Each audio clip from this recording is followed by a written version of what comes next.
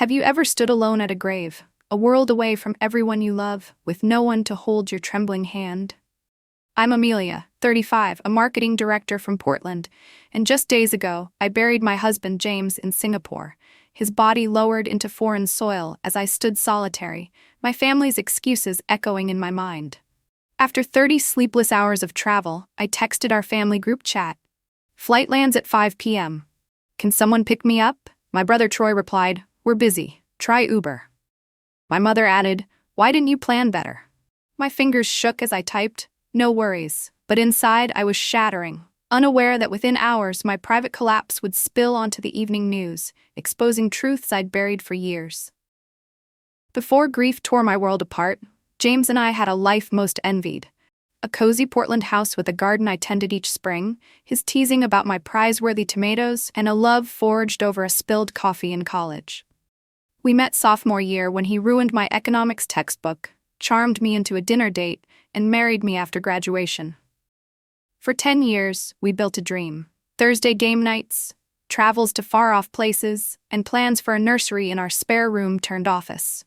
His Singapore contract promised adventure, a career leap, and a vibrant chapter together. I still feel the warmth of his hand from our last dinner at home, candles flickering, his promise that 6 months abroad would fly by. But now, as I clutch his favorite sweater in a cold airport terminal, the weight of his absence and my family's indifference presses harder than the suitcases at my feet, hinting at a storm yet to come.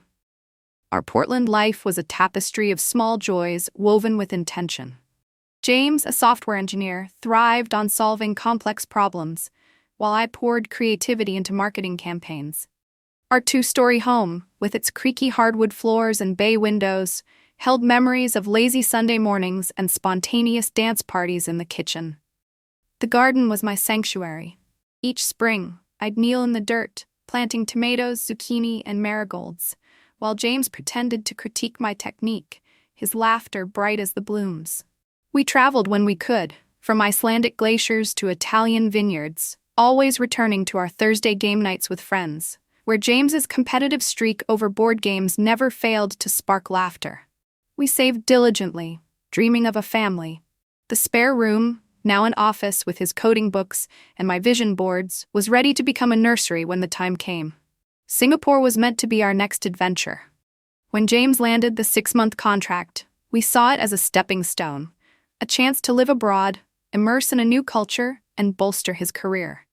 I arranged to work remotely for 3 months, planning to split time between continents.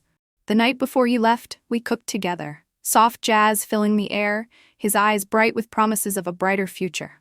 6 months, he said, fingers laced with mine, then we start the next chapter. I believed him. I always did. The first 2 months apart passed in a blur of daily video calls, his voice grounding me across oceans. I flew to Singapore for 3 weeks around the holidays, and it felt like a second honeymoon. The city dazzled, vibrant markets, glittering skylines, weekend trips to nearby islands where we collected seashells and planned for a baby when his contract ended. But perfection is fragile. Back in Portland, during a routine morning call, James mentioned a headache, rubbing his temples, blaming work stress. 8 hours later, his coworker called from his phone.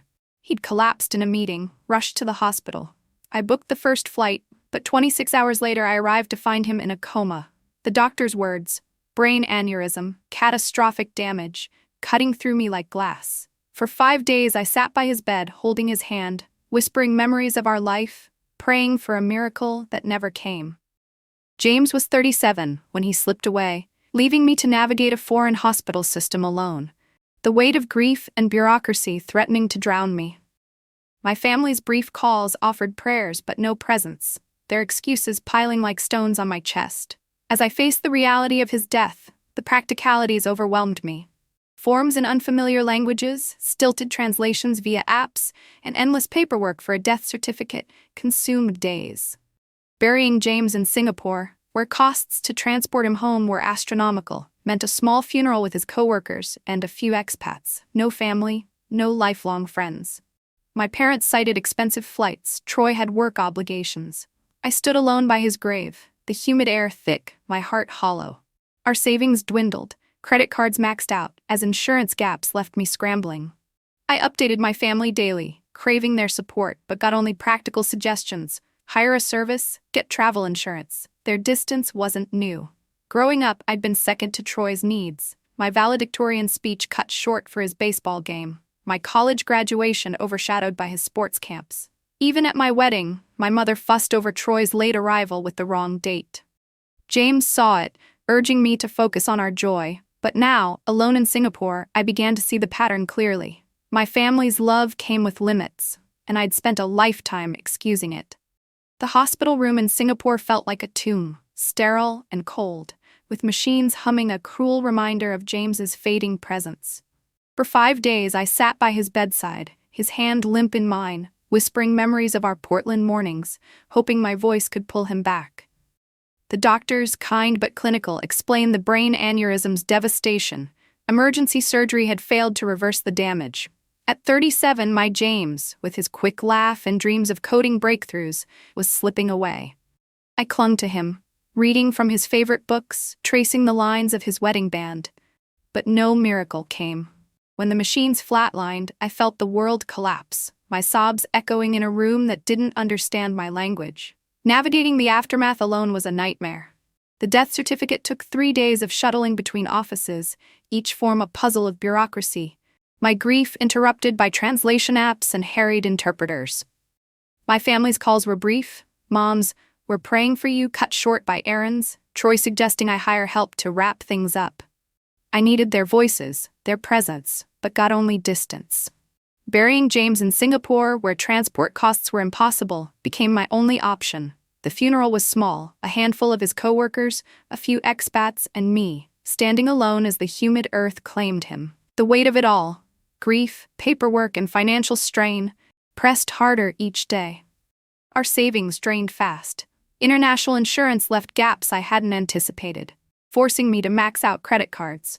I wandered Singapore's government offices, sweat-soaked in the tropical heat, clutching certified copies of documents that felt like betrayals of our dreams. Each night, I returned to our rented apartment, collapsing amid James's clothes, his scent fading from his shirts. I'd call home, desperate for comfort, but Mom asked about travel insurance, and Troy pushed me to return sooner, as if James's death was a task to check off. Their detachment stung, echoing a lifetime of being sidelined. My high school achievements ignored for Troy's games, my wedding day marred by their distractions.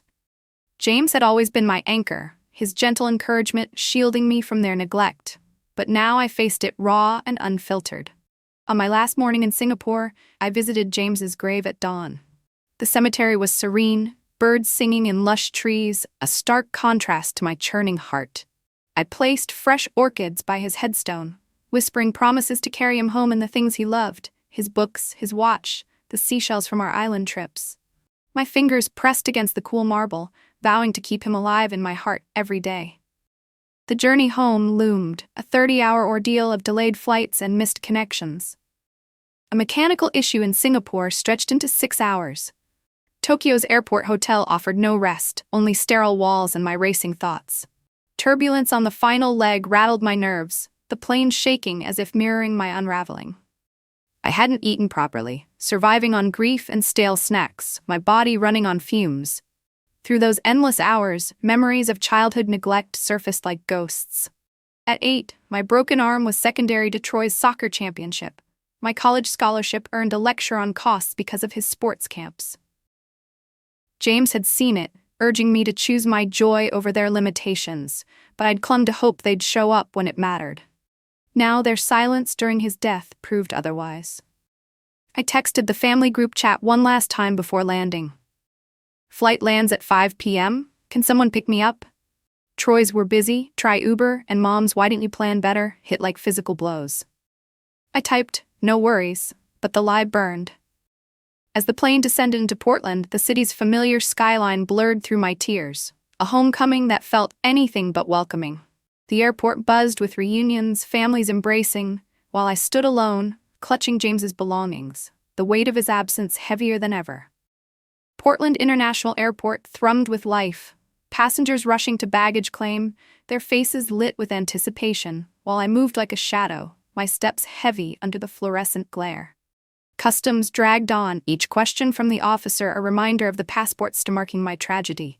Singapore entry, exit, the ink fresh as my wounds. I waited at the carousel, watching suitcases tumble by, mine finally appearing. One black bag with my clothes, two others crammed with James's remnants, his sweater, journal, photo albums, a coffee mug that once held his morning brew. Each item a fragment of our shattered life. My phone buzzed again in the family chat. Hoping for a change of heart, I opened it to Troy's message. "Seriously, sis, we can't rearrange our schedules last minute. This is why planning exists." Mom added, "Your father and I have dinner with the Hendersons tonight. We RSVP weeks ago." Dad, the forecast says rain later. Drive carefully when you get home. No questions about my flight, my grief, just dismissals. I stared, the hollow ache spreading, then typed, "No worries, I understand," though understanding eluded me. How could social plans trump a daughter's devastation? The suitcases felt impossibly heavy as I loaded them onto a cart, James's possessions pulling at my soul.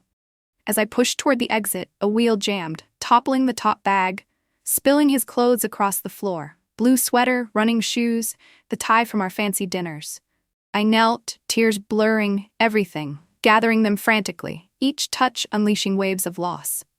"Let me help you, ma'am," said an airport worker named Gloria, her kind eyes meeting mine as she knelt too. "Are you all right?" The question cracked me open. "My husband died," I whispered. "I just buried him in Singapore." She repacked silently, then escorted me to the rideshare area. "Is someone coming for you?" I shook my head. "My family is busy." She frowned but waited until my Uber arrived, helped load and squeezed my hand. "Take care of yourself." Her compassion from a stranger outshone my family's efforts. The rideshare, costing $78 in rush hour, crawled through traffic with Paul, the driver, chatting politely. When he asked about my trip, I mumbled vagueness, fearing I'd break if I spoke truth. He sensed it, switching to soft music, pointing out city changes. An hour later, we pulled into my driveway. The house looked unchanged, yet alien. James would never open that door again, never complain about the maple tree's seeds. Paul carried bags to the porch, hesitated. "Are you sure you're okay? You seem like you might need someone." I assured him I was fine, tipped well, and watched him leave before unlocking the door. Inside, cold darkness greeted me. I'd asked Mom to adjust the thermostat. She forgot. Mail overflowed. The fridge held moldy remnants, tasks my family promised but ignored. Troy had said he'd stock necessities. Exhausted, I climbed to our bedroom, too raw for the bed, curling in the armchair still in my coat, surrounded by photos of us laughing, traveling, loving. I broke then, sobs racking me until sleep claimed me. Waking disoriented, shivering, the house's silence screamed James's absence. No footsteps, no coffee brewing, just creaks and emptiness. His closet door ajar revealed untouched clothes, shoes aligned as he left them, his flannel on the hook. They'd promised to organize for my return, another lie. I sank to the floor, clutching his shirt, searching for his scent, finding only faded cotton. The pieces I'd brought home felt vital, but these relics mocked me with their stillness. A gurgling downstairs pulled me to the kitchen, where water poured from a ceiling crack, flooding the floor, seeping into dining room hardwoods that buckled. The pipe had frozen and burst in the cold snap. If they'd maintained heat, this wouldn't have happened. I waited to shut off the water, the valve burning cold fingers. Damage was done. Sagging drywall, dripping fixtures, a hazard waiting. The storm outside intensified, wind howling, but inside, detachment numbed me. This catastrophe after everything almost felt absurd. I called an emergency plumber, backed up till Tuesday due to the storm. Then Troy, who answered distracted, "Hey, can't talk, prepping for dinner with the Wilsons." "The house is flooded," I said. "Pipe burst, no heat, dangerous." "That sucks." "Try other plumbers? Angie's List." "Troy, I just buried James, can't stay here. Can I crash with you?" Silence then. Bad timing. "Lisa and I have clients over, guest rooms cluttered. Call Mom and Dad?" I hung up, called them. "Mom, oh honey, we'd say yes, but bridge club tomorrow," and Dad's back acts up. "Hotel? Insurance covers that." Starving after 24 hours, lightheaded, I ate stale crackers in the flood, socks soaked, numb. Power flickered. I checked the basement panel for heat. Stairs slick. I slipped, bracing on the box. A jolt shocked my arm, head hitting hard, blood trickling. Dizziness spun the room as I staggered up, collapsing on the sofa, hypothermia creeping. The carbon monoxide detector beeped, gas filling the air. Limbs heavy, phone inches away, I faded, thinking of joining James, pain ending. A pounding door, a voice, then black. I later learned that Diane Foster, my neighbor from across the street, had noticed water flowing out from under my front door and down the porch steps, her concern prompting her to call first, then knock when no answer came. When she heard the carbon monoxide alarm blaring inside, she immediately dialed emergency services, her voice urgent as she described the scene. The firefighters broke down the door to find me unconscious on the sofa. The house a freezing, flooded hazard with carbon monoxide levels dangerously high. Paramedics rushed me to Portland General Hospital, where the team diagnosed moderate hypothermia, carbon monoxide poisoning, a concussion, and effects from the electrical shock. A few more hours, they said, and it would have been fatal. As they warmed my body and administered oxygen, a nurse named Sarah noted my Singapore passport stamps and wedding ring, gently probing my semi-conscious state for details. I mumbled the story. James's death, the lonely funeral, my family's dismissal, the neglected house, and she documented it, worried about my support upon discharge. Unbeknownst to me, a local reporter, Michael Chen, was at the hospital covering storm-related injuries. He overheard paramedics in the break room discussing my case, the bizarre chain of tragedies. A widow returning from an overseas burial to near death in her own home due to preventable neglect. The human interest pulled him in. He interviewed Diane, who recounted seeing me arrive alone by rideshare, looking utterly drained. I meant to welcome her back, she told him, but the storm distracted me. Now I feel terrible knowing she was suffering alone.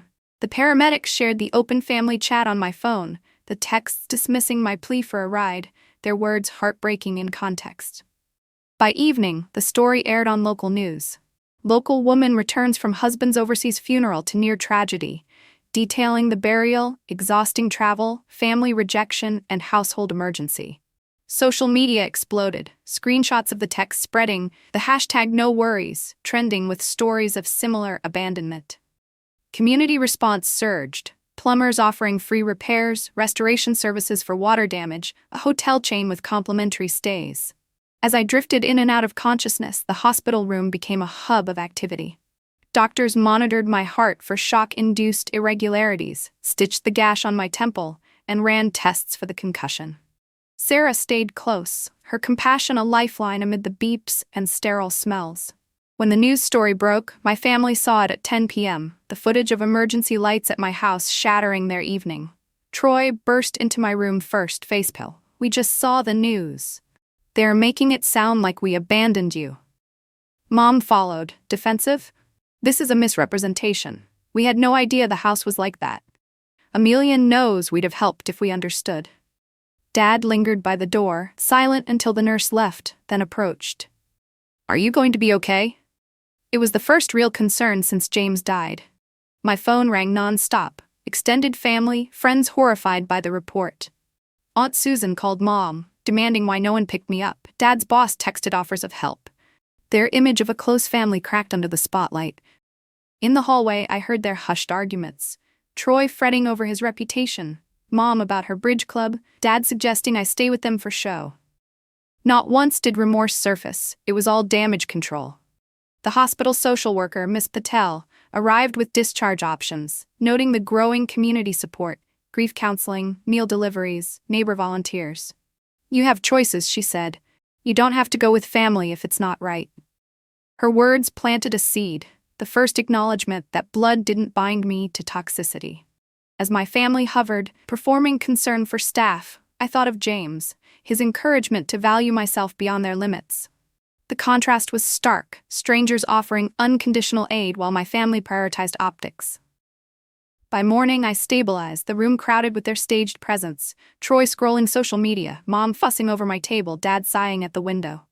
Dr. Reynolds discussed recovery, rest, nutrition, low stress. "What support do you have, Amelia?" Troy interjected. "Us, just a misunderstanding the media twisted." The doctor nodded, asking about 48-hour monitoring. Mom assured smoothly, "We'll prepare the guest room." Nurse Jessica, witnessing the act, whispered, "Are you comfortable with this? Alternatives exist." Mom stiffened, but Jessica held my gaze. "Your choice." Something broke free inside me. The crisis at home had been the breaking point, but here, amid exposure, I saw clearly.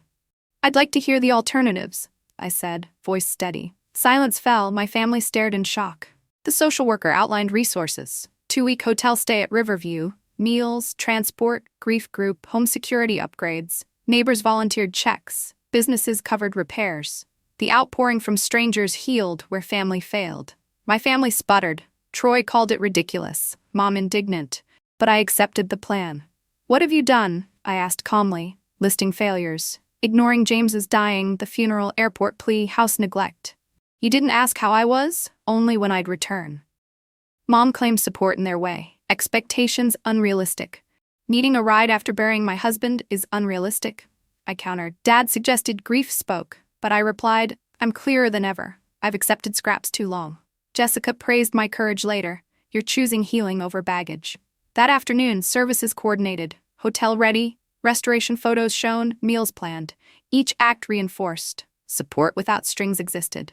By evening, I was settled in a comfortable suite at the Riverview Hotel, the room's warmth enveloping me like a gentle embrace, the soft hum of the city below mingling with the river's distant flow. The refrigerator was stocked with nourishing foods, fresh fruits, yogurt, sandwiches, courtesy of the meal service, and a potted orchid on the desk held a card from the hospital staff, wishing you strength and peace. For the first time since James's death, I felt a flicker beyond grief. Not joy yet, but a quiet safety, a space to breathe, without expectation. As I unpacked James's belongings, placing his watch on the nightstand and his journal by the bed, the day's events replayed. The news exposure, the community's rush to help, my family's exodus from the room. Their indignation lingered in my mind, but here, alone yet supported, it felt distant, like a storm past. I whispered to James, imagining his nod of approval, his voice saying, "You've always had this strength." Sleep came fitfully, dreams mixing Singapore's humidity with Portland's rain. But morning brought clarity, the sun glinting off the water, reminding me healing was possible. The next days blurred into a rhythm of recovery. Physical therapy for the shock's lingering tingles, checkups for the concussion, and oxygen sessions fading the carbon monoxide haze. The grief support group met twice weekly at a community center, a cozy room with plush chairs and herbal tea, where Eleanor, the facilitator, guided us with gentle probes. Grief clarifies what matters, stripping away the unnecessary. Sharing my story, James's aneurysm, the lonely burial, family's neglect, the near-death homecoming, met with nods and tears from others who'd faced similar abandonments. One woman spoke of her sister's absence during cancer treatments, a man of parents prioritizing careers over his divorce. Their stories mirrored mine, validating the pain I'd excused for years. Neighbors became lifelines. Diane brought soup Sundays, her apologies for not checking sooner turning into weekly chats about gardens and loss. She'd widowed young too. Robert and Thomas from down the street helped with errands, their quiet presence soothing on hard days.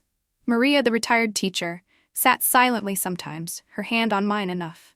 These connections, born from tragedy's spotlight, showed kindness didn't require blood ties. My home's restoration progressed swiftly. The company sending updates, dried floors, new drywall, a smart thermostat to prevent future freezes, an efficient water heater.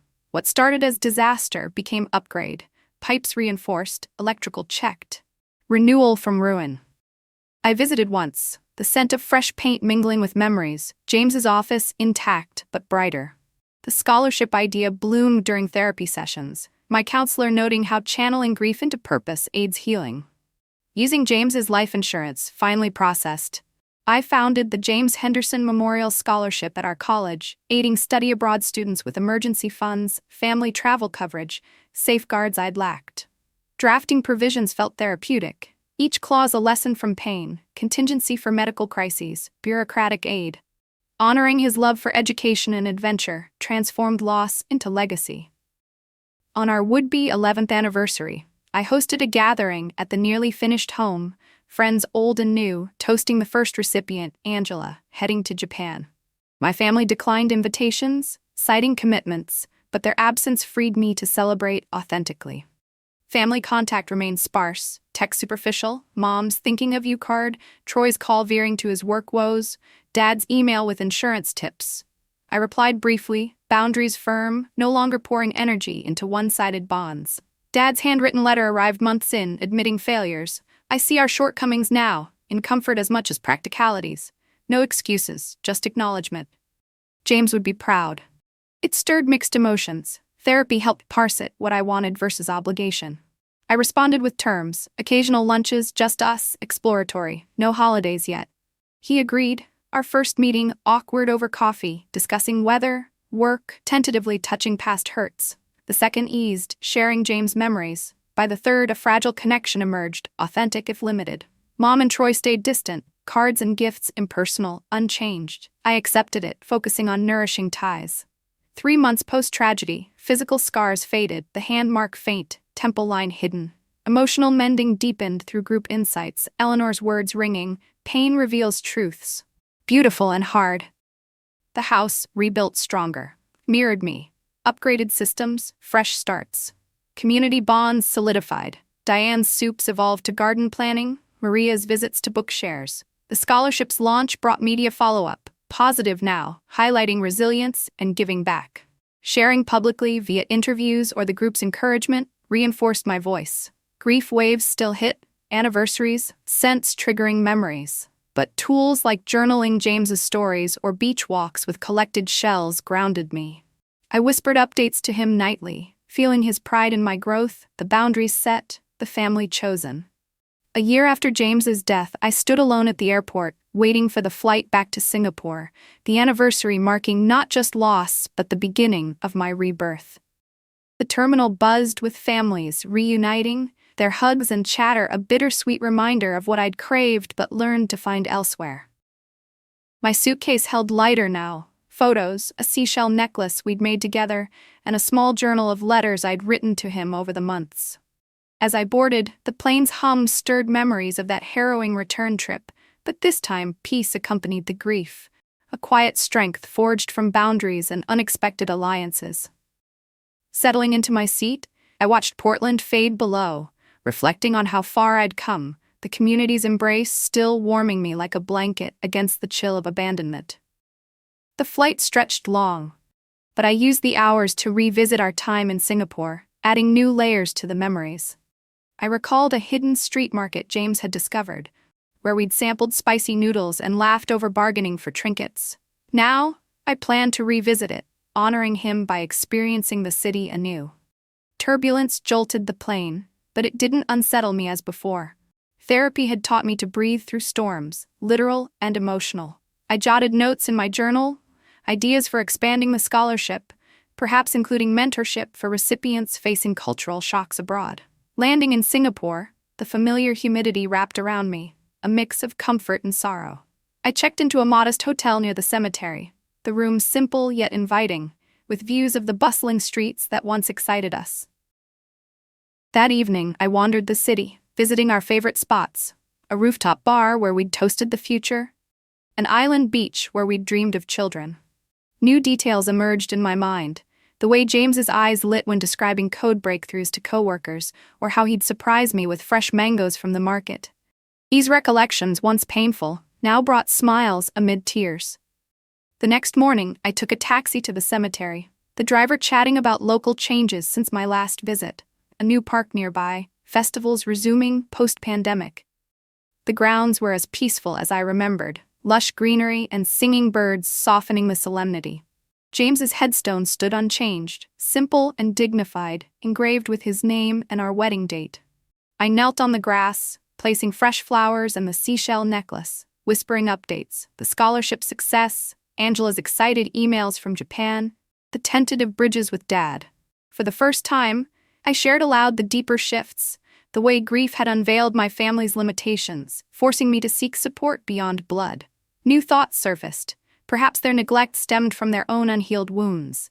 Mom's favoritism a shield against her regrets. Troy's self-focus a mask for insecurity.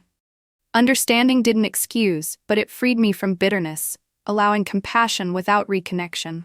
I lingered hours, meditating on resilience, how tragedy had cracked me open to receive kindness from strangers turned friends.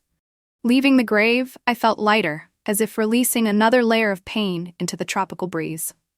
Back in the city, I explored alone, discovering a new cafe with views of the harbor, sipping coffee that reminded me of James's morning ritual.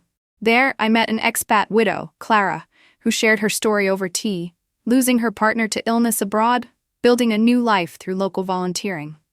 Our conversation, unplanned yet profound, echoed the theme of chosen family. She invited me to a support meetup, where I connected with others navigating similar paths. This encounter, fresh and unscripted, reinforced the story's lesson. Openness invites healing in surprising forms. Evening found me at the beach, toes in sand, watching sunset paint the sky in hues James loved. I collected new shells, symbols of ongoing collection, life's fragments pieced into something beautiful. The return flight home carried a sense of closure, Portland welcoming me with familiar rain. Neighbors greeted my arrival with a small potluck, Diane's soup steaming, Maria's stories flowing, Robert and Thomas sharing garden tips. Their consistency over the year had woven a safety net, proving support could be steady without obligation. Dad and I met for lunch soon after, our conversations evolving to include plans for a joint visit to the college for the scholarship's annual review. While Mom and Troy remained peripheral, their distance no longer wounded, I'd filled that space with authentic bonds. The journey to Singapore had closed a chapter, but opened doors to continued growth, reminding me daily that worth blooms from within, nurtured by those who choose to see it. In the months that led to that anniversary trip, my path to healing unfolded in layers, each one peeling back the grief while building resilience through therapy, community bonds, and purposeful actions that honored James's memory. The physical recovery came first, the concussion's fog lifting after weeks of rest in the hotel suite, the electrical burn on my hand fading to a barely noticeable scar, and the temple gash healing into a thin line I could cover with a sweep of hair. But the emotional work demanded more, and the grief support group became my anchor, meeting in that warm community center where Eleanor's wise guidance helped us all navigate the storm. Grief has a way of clarifying what truly matters, she'd say, her voice steady as she prompted us to share. I opened up about the layers, not just losing James, but the compounded betrayal of family neglect, the patterns I'd ignored for decades. Group members nodded, sharing their own tales of unsupportive relatives during losses. One man describing how his siblings dismissed his mourning for a parent. Another woman recounting being left alone after a miscarriage. These stories normalized my pain, showing me I wasn't flawed for needing more than they'd given. Therapy sessions with my counselor, Dr. Ellis, delved deeper. Twice weekly, in her cozy office filled with plants and soft lighting. She helped me unpack childhood memories, like the broken arm at 8 when parents prioritized Troy's game, or the wedding where their attention strayed. "You've been accommodating their priorities your whole life," she observed, encouraging me to reframe, not as unworthiness, but their limitations. We practiced boundary-setting exercises, role-playing conversations I'd never had, building my confidence to say no without guilt. New routines emerged. Morning walks along the river, journaling letters to James about daily wins, like mastering a new recipe or tending the garden beds, Robert and Thomas helped reinstall. Diane's Sunday soups turned into collaborative cooking sessions, her stories of her own widowhood offering practical tips on navigating finances alone. Maria's silent companionship on tough afternoons, perhaps reading poetry or just sitting, taught me the power of presence without words. These neighborly bonds, forged in the aftermath of the news story, grew into a chosen family, their support unconditional and joy-bringing, like the day we all planted new tomatoes in my yard, laughing over James's old jokes about state fair ribbons. The house rebuild paralleled my internal one, the restoration team transforming destruction into something stronger. They not only fixed the warped floors and sagging walls, but added features I'd never considered. A remote-monitored thermostat to alert me of temperature drops, energy-efficient plumbing to guard against freezes, and even a small sunroom off the kitchen for year-round gardening. Visiting the site weekly, I watched workers paint over water stains, install new fixtures, the scent of sawdust mingling with hope. It became a metaphor. What breaks can be mended better. Amid this, the scholarship took shape, born from late-night ideas in the hotel. With the life insurance funds cleared, I contacted our alma mater, outlining the James Henderson Memorial Scholarship for International Education. Provisions included emergency travel for families, contingency funds for crises, and support for bureaucratic hurdles, lessons etched from my Singapore ordeal. Collaborating with administrators added depth. We incorporated mentorship programs, pairing recipients with alumni who'd lived abroad, ensuring they had networks I hadn't. The process gave purpose to sleepless nights, turning pain into prevention. James's passion for tech and travel living on through students like Angela, whose Japan plans mirrored our excitement. Hosting the announcement gathering on our 11th anniversary felt like a milestone. The rebuilt home filled with friends and supporters. The living room aglow with candles reminiscent of our last dinner. As I presented Angela's certificate, I shared how the scholarship stemmed from love, loss, and the unexpected family that emerged when blood ties faltered. My Bourne family sent regrets, their prior commitments a familiar refrain, but their absence didn't dim the evening. Instead, it highlighted the abundance around me. Contact with them remained measured. Mom's generic cards and Troy's self-focused calls drew polite replies. No more energy invested. Dad's letter arrived soon after, his handwriting shaky with rare vulnerability. I've been thinking about our failures, not just the practical ones, but in providing comfort. James would be proud of you. Therapy guided my response. Clear boundaries, willingness for solo lunches on terms of mutual respect. Our meetings started stiff but softened, discussing books or current events, a tentative bridge without expecting miracles. This selective reconnection, while maintaining distance from Mom and Troy, protected my peace, allowing healing to flourish without resentment's drag. Through it all, small victories accumulated. Returning to work part-time, my marketing skills sharpened by personal storytelling, volunteering at the grief group, offering insights to newcomers, even adopting a kitten from a neighbor's litter, its playful energy filling the house's quiet corners. These steps, woven with therapy's tools and community's warmth, rebuilt me layer by layer, transforming isolation into interconnection. James's memory infused everything. The scholarship's first award, the garden's first harvest, the quiet evenings where I'd feel his pride in my strength. By the time the anniversary approached, I was ready for the trip. Not as escape, but as celebration of growth from ashes. Standing in the Portland airport a year after James's death, I watched families embrace around me, their joy a gentle contrast to my own complex emotions.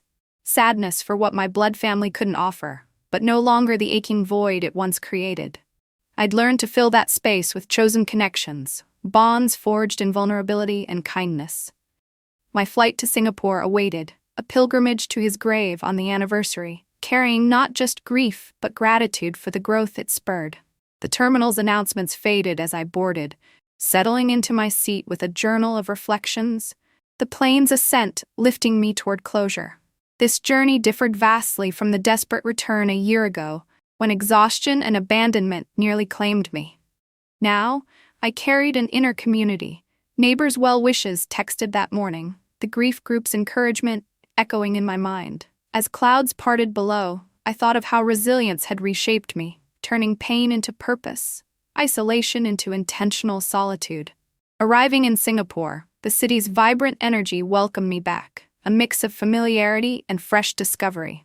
I checked into a hotel near the cemetery, its balcony overlooking gardens that reminded me of our weekend escapes. That first evening, I revisited spots we'd loved, a bustling night market where James had haggled for souvenirs, his grin infectious. A quiet park bench where we'd planned our future family. New elements caught my eye, a street artist sketching couples, inspiring me to commission a portrait from our photo, blending memory with present creativity. Dinner at a hawker center brought flavors we'd savored, spicy laksa warming me as I journaled lessons learned, the way boundaries protected my heart, allowing space for genuine care. Clara, the expat I'd met last trip, joined me unexpectedly, our conversation deepening into shared strategies for honoring lost loves through small rituals, like her annual beach releases of paper lanterns. Her story of rebuilding after similar neglect reinforced my path, emphasizing that healing thrives in shared vulnerability. Dawn at the cemetery brought serenity, birdsong weaving through the trees as I approached James's headstone, its marble cool under my palm. I arranged flowers and shells, whispering updates on the scholarship's impact. Angela's successful semester abroad, 2 new recipients funded, each provision sparing others my hardships. New reflections emerged, how the public's response to my story had sparked a local movement for widow support groups, inspiring me to volunteer as a mentor. I spoke of Dad's evolving connection, our lunches fostering quiet understanding, while Mom and Troy's distance remained a choice I respected without regret. Grief's clarity had shown me family's true essence, those who show up, not by duty but desire. Sitting on the grass, I meditated on resilience, how tragedy's cracks let light in, revealing strengths I'd doubted. A gentle rain began, cleansing, as if washing away lingering doubts, leaving me renewed. Leaving the grave, I explored further, discovering a new cultural center, with exhibits on tech innovations, James's field, where I donated to their education fund in his name, extending his legacy globally. The afternoon brought a support meetup Clara recommended, a circle of expats sharing cross-cultural loss stories, their insights adding layers to my healing toolkit, like incorporating mindfulness apps tailored for grief or creating digital memory albums. These interactions, unplanned yet profound, underscored the theme: openness invites unexpected support. Evening at the beach, waves lapping softly, I released a biodegrader into the sea, its glow carrying wishes for peace, symbolizing release from old expectations. The return flight felt lighter, Portland's lights beckoning like homecoming beacons. Neighbors awaited with a welcome dinner, their presence affirming chosen family's steadfastness. Embracing this new chapter, I shared my story more widely, through a blog inspired by the news exposure, encouraging others to voice their experiences of abandonment and rediscovered support. What unexpected kindnesses have lifted you in dark times? Have strangers become saviors when family faltered? Your stories matter. Share in the comments, like if it resonates, subscribe for more on healing's journey. Remember, boundaries validate your worth, and connection blooms where least expected. Thank you for walking this path with me. As the days stretched into quieter rhythms, I found myself lingering more in the garden. The soil soft under my fingers, each new sprout a whisper of continuance. The tomatoes ripened slowly that summer, their red skins gleaming like small promises, reminding me of James's teasing voice across the fence. Neighbors drifted in and out, their visits unhurried now, cups of tea shared on the porch as stories unfolded gently, without the rush of crisis. Diane's laughter mingled with the evening breeze, Maria's hand steady on my shoulder during moments when memories surfaced softly, like leaves turning in the wind. The scholarship letters arrived in waves, students' words weaving threads of gratitude, their adventures abroad echoing the dreams James and I once held close. With Dad, our lunches became a tentative ritual, words chosen carefully, building bridges over old silences, while the distance from Mom and Troy settled into a peaceful acceptance, no longer a wound but a space for my own blooming. Therapy sessions tapered, Dr. Ellis's smile warm as she noted the light returning to my eyes, the way grief had softened its edges, allowing joy to seep back in subtle hues. Nights in the sunroom, stars faint above the city glow, I whispered to James, feeling his essence in the quiet, in the resilience I'd cultivated. Healing, I realized, wasn't a destination, but a gentle unfolding, petal by petal, breath by breath. And in that unfolding, I discovered a profound peace, a knowing that love endures in myriad forms, carried on the wings of those who choose to stay. If you're reading this, hold your own heart tenderly. It's stronger than you know, and the world holds kindness waiting just beyond the horizon. Rest now, in that truth.